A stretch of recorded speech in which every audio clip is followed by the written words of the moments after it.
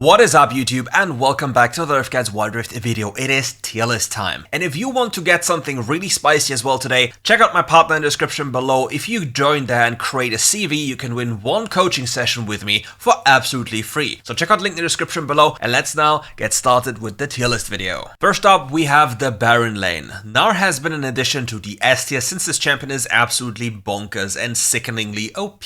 Other champions like Warwick are still at the apex of the lane, but keep in mind Warwick is one of the best laners but doesn't scale so well, so you need to win lane and then put your pressure onto the map with the leads you've gotten. A champion about which I'm not so certain, given that he's an A tier on this list right now, is going to be Teemo. Teemo, in all honesty, could potentially be replaced with Gwen, or rather exchanged with Gwen, and just swap positions, because these champions are kind of insane and Gwen usually struggles a bit, whereas Teemo can be an absolute monster, especially utilizing fleet, making all of his bad matchups relatively easy. And as for the B tier, you should rather stay away from these champions because they get absolutely dumpstered by the majority of the champions in the game. For the tank tier, we have Ornn as the pinnacle. Like, for example, the enemy picks Warwick, you can pick Ornn and chill scale. That's what Ornn can do basically every single game, even into divine champions. The reason for this is Ornn is super powerful and usually can't really die in any 1v1 scenario, and will always provide super value with the ultimate ability, whereas the typical divine user will lose value the moment they join teamfights, but really want to push side lanes. Another completely underrated pick here in the tank department is going to be Nasus. This champion is so much better than you believe he is, and you should definitely have him on your radar because this champion's damage scaling and overall potential, especially given the meta of the game currently, is quite insane. And as an honorable mention, we take a look at Malphite. Malphite is only pickable as a counter into full physical champions, and if it's a full physical damage game and Malphite is picked, he's going to be in the god tier, but only then. For the jungle department, we have Ambessa as the reigning queen. Everyone else in the S tier is still absolutely busted, and with the newest addition of Gnar, we have quite the interesting pick there as well. This champion has good scaling, insane teamfight presence, and is definitely a champion that's worthy within the S tier. A champion that you can probably think of removing from the S tier could be potentially Evelynn, as she's struggling a lot still after the sudden impact changes. A champion that you could put into the S tier, however, could be Kayn. Like, I think Kayn is a lot better than people might believe. He might be a little bit sleeper. I will have a look at that one as the time progresses, but keep that one in mind. And as for Nyla and Kayle, these champions only perform well if the enemy team is completely clueless, doesn't close games, which, well, to be fair, is most of WildRift's games nowadays. But in reality, like in an actual, like, you know, when people play the game, these two champions get dumpstered by the majority of the meta champions without anything they can do, and require to extend games to a certain point where they can finally play the game. So inherently speaking, these champions aren't good, but they will perform pretty well in your average WildRift game because nobody knows what they're doing and nobody knows how to end games in WildRift. As for the tank tier, nothing really has changed. Amumu is still the best pick up there, by far performing the best and the easiest at the same time. And all the champions or other champions within the S tier are still champions that are very good, and champions in the A tier are champions you should rather stay away from when it comes to jungling. For the mid lane, we have Syndra as the best possible mage. Next to her, we have Orianna and Victor. These champions are absolutely busted and should be on your meta list that you want to play. All the other champions within the S tier are still very good or counterpicks to other champions. A champion that might be a little bit sleeper within the A tier could potentially be Zyra. Zyra is performing quite well and offers quite a lot of laning pressure, but usually struggles with dealing into heavy tanks or heavy all-in. Since she doesn't really have the insane capabilities of wiping an entire team,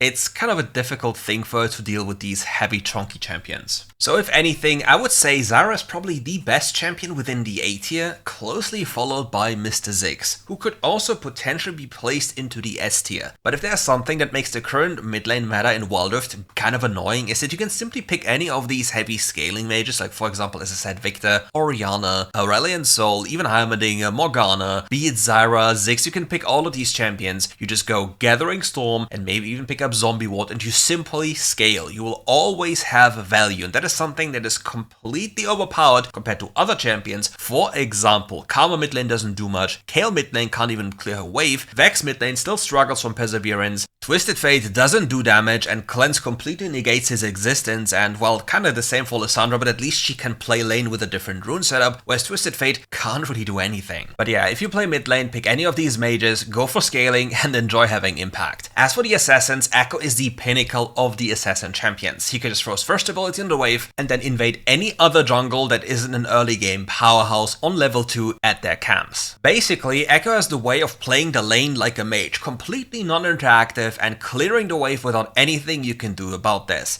And if you make the wrong choice or take the wrong rune against Echo, for example, you don't have bone plating, he will jump you and kill you. And once this champion is snowballing, you'll quickly realize that he'll one-tap you on cooldown unless you have any other ways of investing into Mercury threats or, for example, more. Because if you don't have any MR, this champion is going to be an absolute monster that you have to overcome, but will fail to do so. As for the S tier, the weakest champion here is probably Ahri, since she features the lowest damage possible, but she has at least powerful rotations. Zed is pretty good, Pyke is pretty good, Kassadin is insane, and Akali is still a powerhouse that looks for champions that can deal with her. Within the A tier, champions are really struggling, and maybe there are sleeper picks in there, but the weakest among all of them are going to be Talon and Diana. Fizz and at least Katarina can still perform pretty well with the addition of Cleanse and just utilizing QSS as well, but still, these champions, I don't have enough actual evidence of their power level, or I don't even see them, or if I see them, they don't perform at all. But fundamentally speaking, given that Cleanse was added to the game, I think Katarina could perform pretty well in current WildRift. For the other tier, we still have Varus reigning supreme over every other champion in the mid lane. Corki is already good and will be a lot better with the rework coming in a few weeks. All the other champions like Teemo is an annoying champion when you pick any melee champion mid lane, or some people have no idea how to play against this champion. Silver is an insane addition if you just want to clear mid lane, be immortal to any gank setup, and just have insane scaling plus need 80 damage on your team, or at least a hyper carry because your team griefed the draft. But my personal favorite in the mid lane is going to be Draven. Absolute domination, running at the enemy and just killing them on cooldown, allowing your jungle to do anything he wants to do. The similar thing can be achieved by playing Jace, but Draven is just way more fun. For the AD carry, it's similar to the mid lane. Varus is just too goddamn powerful. Now for the other champions within the S tier. Misfortune automatically wins lane, or rather can't lose lane. Tristana still scales like a truck. Zarya is insane into enemy all-in, Jonathan scales decently well, Sivir is an absolutely stalling demon, similar to the mid lane, Kai'Sa is a scaling demon, usually should lose lane in 9 out of 10 times, or a lot more, because this champion doesn't do anything in lane, requires to scale, but scales a lot and scales brutally thanks to WildRift and how the game works and the tank build, so you don't even die, so you don't even have to do anything, you just have to run at people and kill them anyway. An interesting setup that came into WildRift is Zombie Ward on AD carry. So champions that don't necessarily need bone plating or run Conqueror can look into running Zombie Ward as well as Conqueror and Gathering Storm, so Zeri and Ezreal can do so relatively easily. With that said, their AD is skyrocketing, making it a lot easier for them to deal a lot of damage and significant damage during the mid and late game. Now for something that you're quite confused about maybe, let's talk about the A tier and why these champions are in the A tier. Draven and Samira are only in the A tier because it's solo queue. These champions in real conditions played by good players in duo in good constellations are S tier easily, and Nyla is an S tier counterpick. All the other champions with the exception of Corki are deserving to be of dead rank and are simply too weak and don't do anything, and champions in the B tier, well, they're even worse than that one. Now for the mages, we have Mr. Ziggs as the best version, just make sure to run first strike and not comet,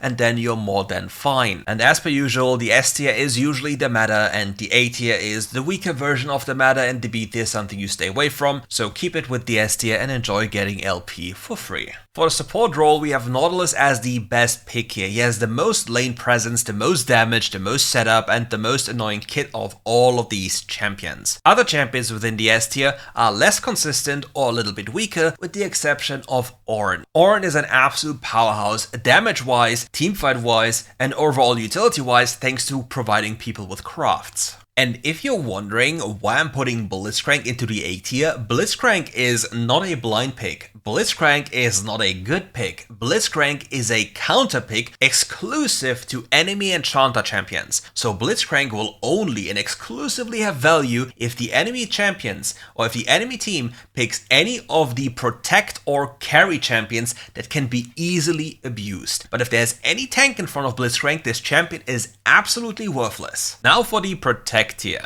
Milio is still a bane in our existence, and all the other champions in the S tier are absolutely powerful when it comes to enchanters. But Nami is by far the best aggressive enchanter. All the other enchanters are more laid back and literally about protecting, but Nami is like the bridge between protecting and carrying. There's one champion within the S tier that's kind of weird compared to the other champions, and it's going to be Seraphine. Seraphine is better than Janna and Sona, but I think she's still maybe not as good as to be in the S tier. She should rather be in the A tier, but she's still a lot better than the other champions within the A tier, so here we are again. And if you're wondering, why am I putting Morgana and Sona and Janna down there? They're all spectators. They don't have lane presence, they don't do anything, they simply exist and spectate. And Morgana is only relatively good into enemy engaged champions, or for example Blitzcrank, because you literally deny his existence within just one button input. For the carry tier, we still have Karma as the best choice. Highest damage, highest utility, highest setup, everything you want from a carry champion. Just don't go tank, don't go for the enchanter Karma, just go for full damage. And if you learn what to do, you will realize that this champion is going to carry so many of your games, and it's quite literally an ELO cheat code. And yeah, any other champion within the S tier is still very much playable, but champions within the A tier are usually better off playing with a Senna